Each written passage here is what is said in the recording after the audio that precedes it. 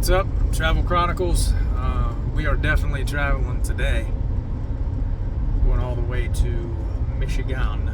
So calling this the Longevity Chronicles Chapter 3. Going to talk about some interventions that I've been doing, some of the physical stuff. You might notice new surroundings today. This is the rental car, Buick Envision. Just a side note, not a huge Buick fan, but the Envision probably seems to be the best Buick that I've driven. The sight lines are actually not terrible for a Buick. Usually that's like the worst thing. They have like these huge frames, you know, that kind of protrude. You can't see around them or through them. This one's not terrible, but not something I would ever personally go after myself. But we'll see how it does there and back. But today, wanted to talk about some of the stuff that I'm doing from a physical standpoint now. So I am older, 46 years old. Talked about the supplements and stuff I was taking the first time, then some of the recovery type things that I've been hitting. And then now I want to get into the workout stuff. So if you follow Brian Johnson at all, his protocol is like an hour a day of fairly physical activity plus aerobic activity. So some resistance training plus some aerobic stuff. And I probably don't have that much time to go do all the stuff that he does, and that's fine. You know, I work a regular job. We've got a lot of family stuff going on, so I don't have that time. I don't want to get up at 5 in the morning and then, well, I'd have to get up at probably like 4:30 or 4 just to get an hour of workout in. I do about a half an hour in the morning of stretching, some light weights, but I've kind of converted that into this new 1x20 workout I've started. Now, I've only done it for a week. I've only done it 3 days. And I just recently injured myself yesterday. You can see it's a little swollen there. And I also hurt my shoulder pretty decently. So that, I want to say that comes with getting older. But, man, it's just one of them things where you twist wrong, where you do something, and then it just kind of stays with you. And I don't know that there's an easy way out or a good recovery way out of it. To me, this is that time period where you're not going to work incredibly hard, resistance training. So, all right, turn the mTOR off, hit the AMPK cycle, and really go after the dihydroberberine, spermidine, visitin, quercetin, whatever. Just hit all that stuff. Hopefully it gets all the senescent bad cells out of there, because you've done something to yourself. It's not good. And you need to clear it out of the system. So that's probably number one for me, if you can do that. But I don't know that works as an effective intervention, but gosh, it would be interesting to see the results. So anyway, I hurt myself.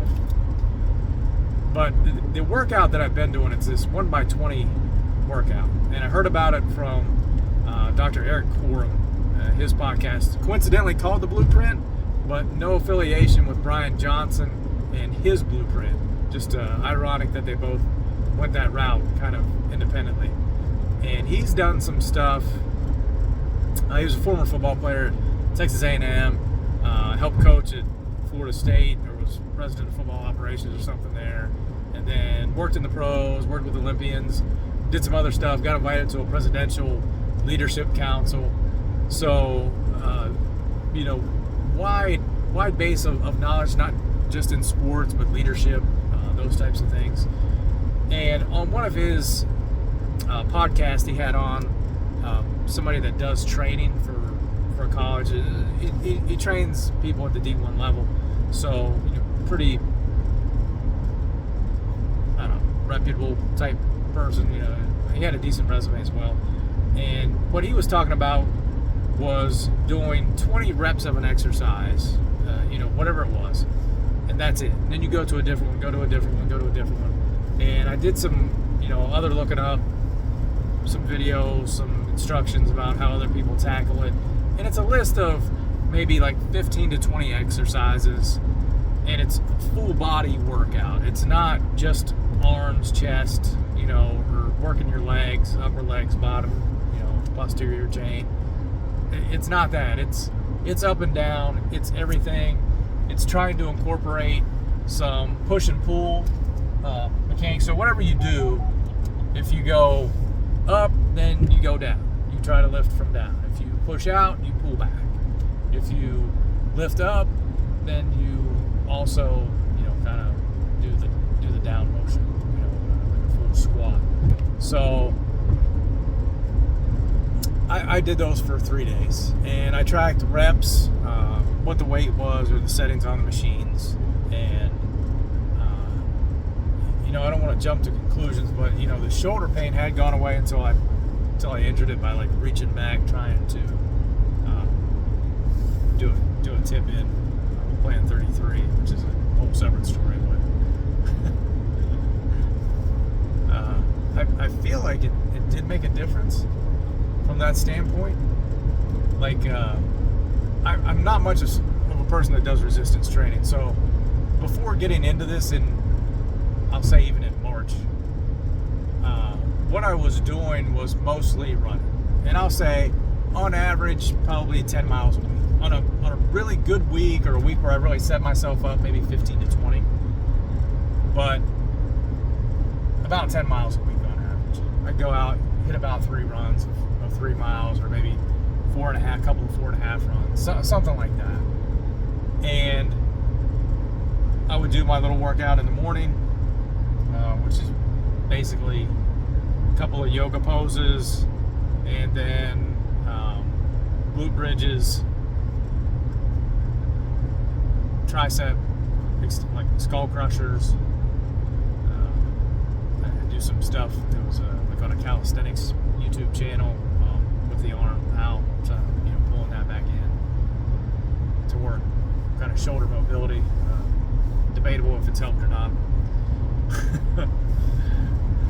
Maybe I need to up the weight. I don't know. It's a interesting, easy exercise to throw in though. Some shoulder rotations this way, pulling up, and then single leg deadlift, kind of out in a airplane pose, and then picking the weight up and down. Then bent rows, oblique with a weight with the barbell, and then bicep curls, and not really a kettlebell swing, kind of an adapted kettlebell swing. So that's my daily routine. Anyway, these other exercises I've incorporated: leg press, shoulder press machine. In addition to like some of the exercises I was doing, I also do the ATG split squat, which put a lot of stress, surprisingly, on my left leg.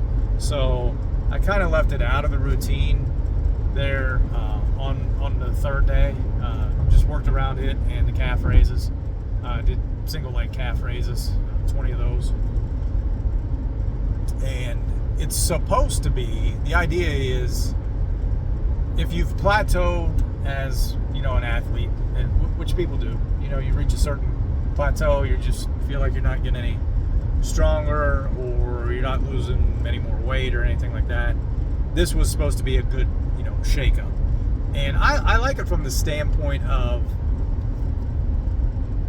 one, I didn't do a lot of resistance training. So, to listen to Erik Korem, if you do anything, you're going to see an improvement. So I feel like I kind of have seen that a little bit already, just even in the first week.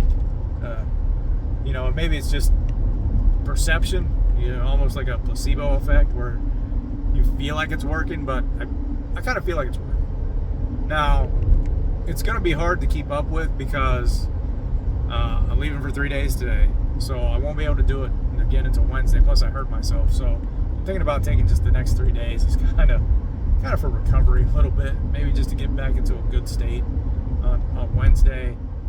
to where I can hit it again. I hope, fingers crossed. And then I can do like a Wednesday, Friday, or maybe Wednesday, Saturday, something before we go on vacation, just get it one more time.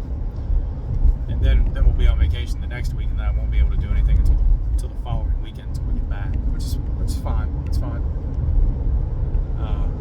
So I got 3 times in, and then it'll be probably 2 times this week, and then maybe once next week, and then hopefully get into a pretty decent routine heading into the rest of the summer. So that's my goal.